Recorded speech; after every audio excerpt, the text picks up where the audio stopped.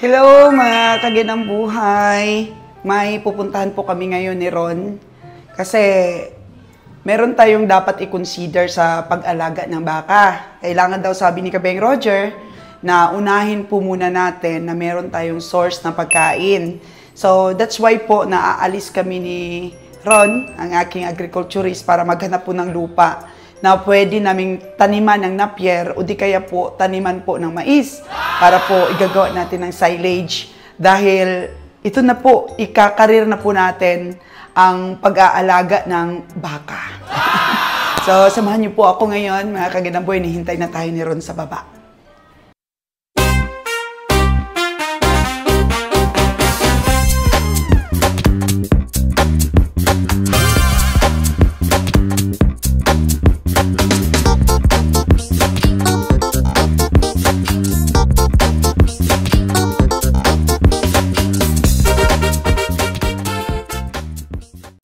Ito na po mga kaganang buhay, kasama na natin ang ating young agriculturist, si Ron.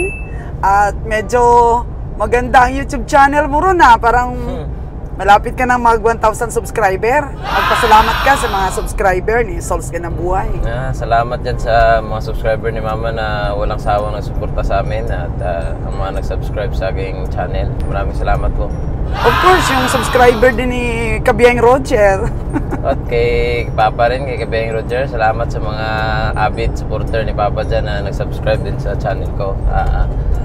Suportahan niyo sana ako, nagsisimula pa lang akong mag-vlogs. Ayan, at nagsisimula pa lang po ang ventures ni Ron Farm Official sa kanya pong journey sa farming. Actually, Ron, gusto na talaga ni Kabeng Roger po na magkaroon kami ng meat shop, maging supplier na kami ng karne. Anong masasabi mo, Ron? Kaya naman natin gawin, pero yun nga, sabi ni Papa, kailangan natin magkaroon tayo muna ng supply ng pagkain sa mga hayop para siyempre hindi naman agad yan makakatay sila at kailangan na magyan natin sila ng magandang pagkain. Siyempre, stock muna natin sila, no? Silage tayo para all year round meron tayong ipapakain sa amin. So, ayan. Tingnan natin. Dito yung nag-recommend sa atin ng lupa. Ayan po, mga kagandang buhay. Nakasakay na po yung ating nag-recommend. Si Nining po, mga kagandang buhay. So, ayan, si Ron.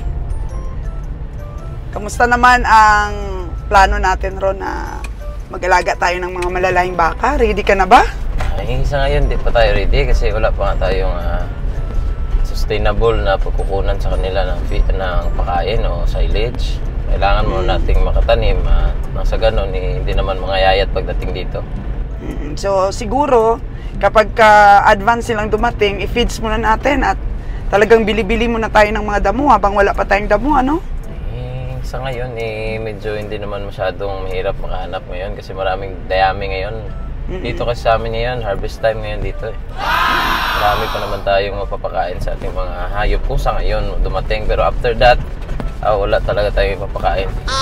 Kailangan na natin mag-imbak. Kasi kung kakain na sila na kung ano-anong mga hindi upgraded na mga forage, yung mga damo-damo lang na yan, hindi talaga sila hindi makasustain sa kanilang katawan. Mga ganyang klaseng mga damo. Kasi kahit anong pa daw dyan na genetics, kung walang pakain, kahit anong genetics, basta walang pakain, hindi pa rin, wala pa rin kwenta yan. Useless pa rin, mahina pa rin. Hindi mo naman kasi mamimit yung kanilang kanilang requirements para lumaki sila. So wala pa rin, maliit pa rin sila at hindi nila full na magamit yung kanilang genetics na maganda. Ayan. Yung una nating ginawa ay nagpagawa tayo ng kulungan ng mga baka. So itutour din natin ang ating mga manunood doon. So pangalawa ay naghanap na nga tayo ng lupa na matataniman natin. So mga preparation yan na dapat nating i-comply talaga. So dyan, ning ang daan. Dito liliko na po tayo. Isa pa ba kaya ron, no? Ito baka tumanda? Yun. Doon sa may plaza? Kaya ka na ho, sa may binasulti ka timulusot kaya ho. Ayan. Sa may plaza ba? Marami tayong location po na pupuntahan mga kagandang buhay. Sa may plaza. So, tataniman natin ng mais yan, kagaya ni Sir Mark Lutilla. At saka nakita ko rin po dun sa mga iba't ibang farm, mais talaga daw ang the best. Maganda kasing mais kasi kasi yan. Kumbaga yung bunga ng mais is na kumukuha pa yan ng mga nutrients sa lupa natin. Hindi na makukuha ng mga forages. Kaya kapag isama mo yan sa paggiling mo sigurado mas nutritious at mas maganda. So, ayan, may isang target natin. Jaron. Mali. Kasi sa Nabas, Ron, ang dami pang mga bakanting lupa, no? Marami pa naman. Oo. Tapos parang nawalang gana yung mga tao din magtanim ng palay. Kasi nga, mga nakaraang mga taon, lugi sila sa patanim. Di ba, Ning, no? Lugi sila. Pero ngayon, parang umukay na rin yung price ng palay ngayon. Ganun pa rin. So, ayan. So, imulat natin ang ating mga kababayan dito sa Aklan, sa Nabas in particular, para makapag-umpisa na sila ng farming din ron.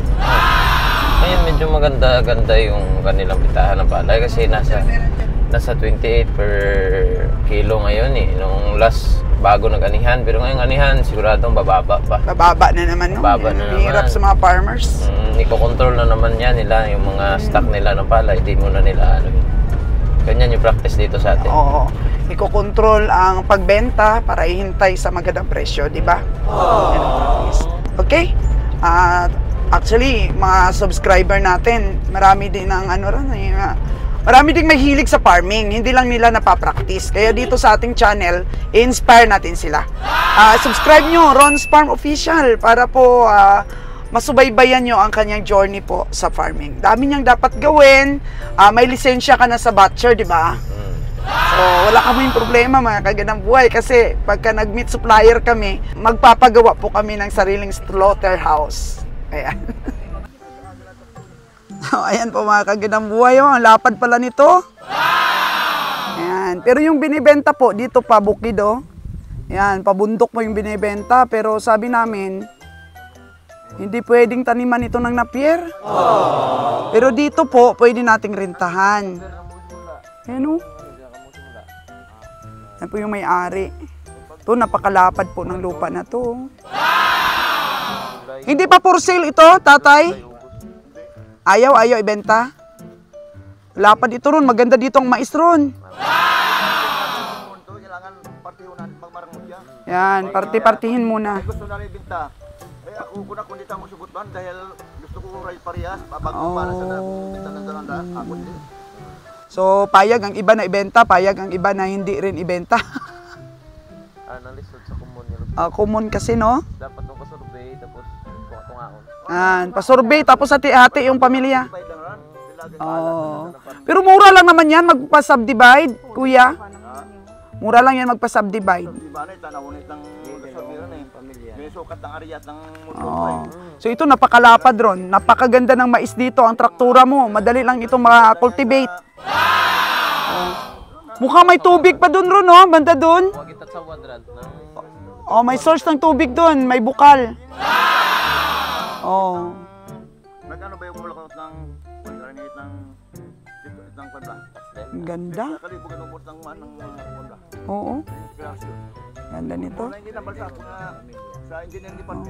Ilan ba dapat kausapin nito, Dong? Ang kalati nito, Taywata ka mo ka ng dalawa. Taywata ka mo lang tayo kabayi. Tapos sanda. 8 silang magkapatid? 8 ang sila yan. 8 sila. Pero ang pamilya kaya? Naku. Walang anak. Pamangkin na sila. Ito. So, kursunada ni Ron itong lupa. Lapad-lapad. Wow. Ang ganda. So, ito po yung binibentang lupa, And actually, na namin ito na tingnan na namin ito na dati nung gusto namin bumili ng pangpugo ni Ron. Oo, at saka itik. Pero iba po yung nabili naming lot. 150 per square meter lang daw po ito. Mahigit daw po 7 hektarya. Pero pabuntok naman kasi po, mga kagandang buhay. Hindi natin pwedeng taniman po ng napier. Pero ito po pwede. Pero not for sale naman po. Ayan. So, tingnan natin kung ma-rent natin ito. Napakalapad po ito. Napakaganda. At mukhang mataba po ang lupa, mga kagandang buhay. This is the second day, mga kagandang buhay, na naghahanap kami ng marintahang lupa o may binibenta na lupa para po taniman natin ng napier at saka mais. At this time po kasama natin si Kabeng Roger. So kanina binisita natin yung pinapagawa niyang kulungan ng mga baka. So sana this time success.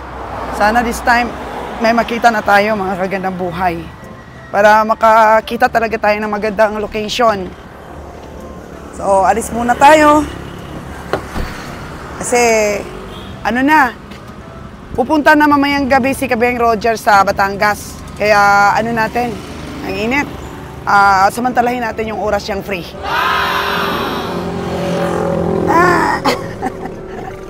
Ayan. So, mag-spirit waste na naman kami ni Kabeng Roger. Ako sa Negros, siya na naman dun sa Luzon. Tapos na po namin i-celebrate yung aming silver anniversary being together ni Kabeng Roger. Kaya back to work na naman kami. At ito nga yung project namin, makahanap ng pakain sa ating mga baka para makapagtanim.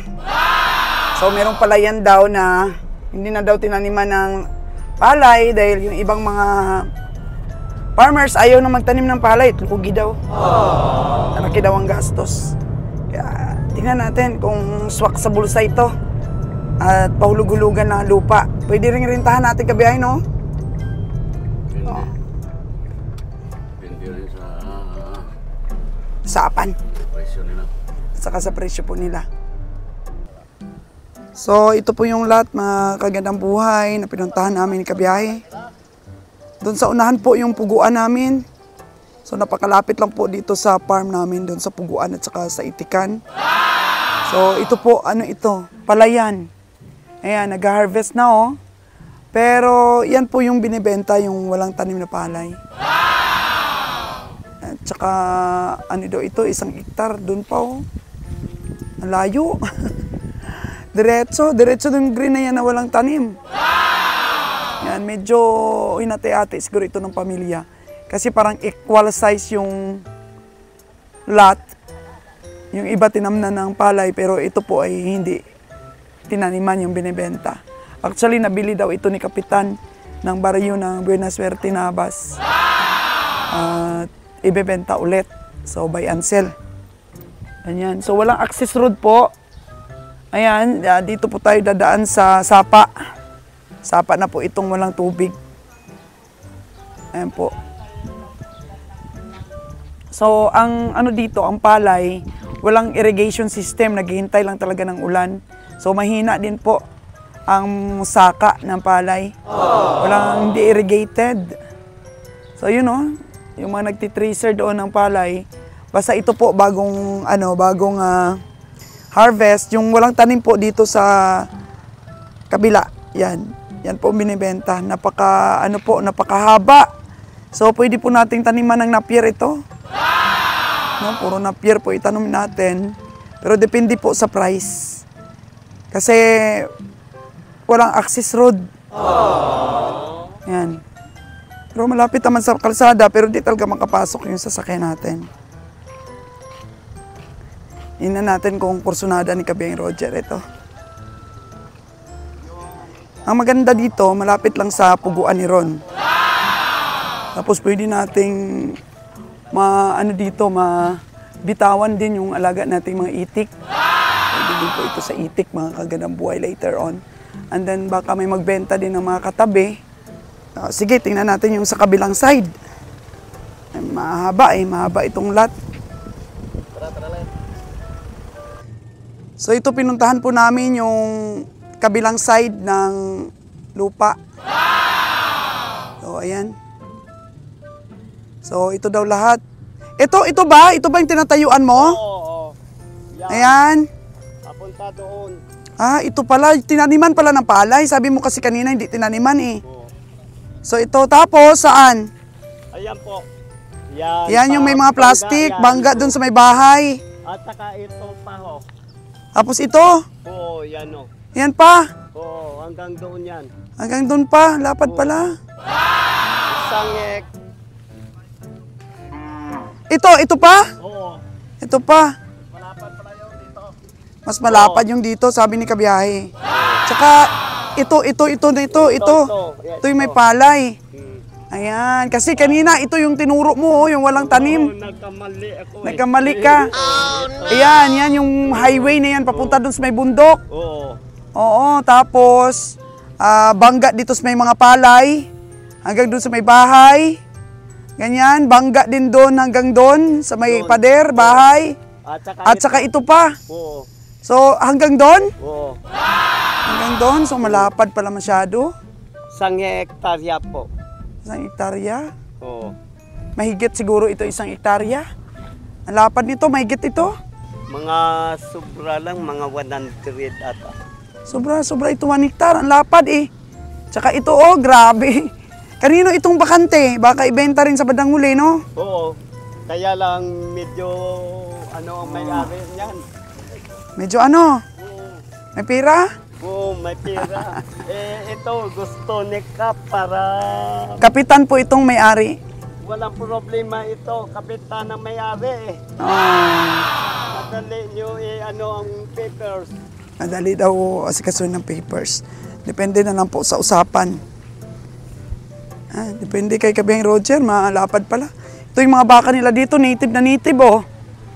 Yan, buntis yan, native. Kailangan matulungan natin yung mga farmers na maiangat yung kanilang quality ng mga alaga. Yan po. Pwede nating taniman dito. Pwedeng bibi dito o dito banda, oh. Pwede magpaano dito ng bibi din. Mag-duck farming tayo dito. Oh, depende. Depende kay Kabihang Roger. Mukhang mahigit 1 hektarya to, Ning. Hindi daw, isa naman ko nung malala. Oh, ito po yung mga baka nila dito, oh. So, ilang taon na yan, pre? Ilang taon na yan? Buntis na ito? Buntis na, mga 5 taon na siguro ito. Ayan. Oh, buntis, oh. So, lugi ka dito kapag ka native. Oh, kailangan po maano natin, maangat ang lahi din dito ng mga cow raisers po dito sa probinsya namin, probinsyang Aklan. So, ayan, kausapin na lang namin yung may-ari ng lupa na to. Kung paano natin ito mabili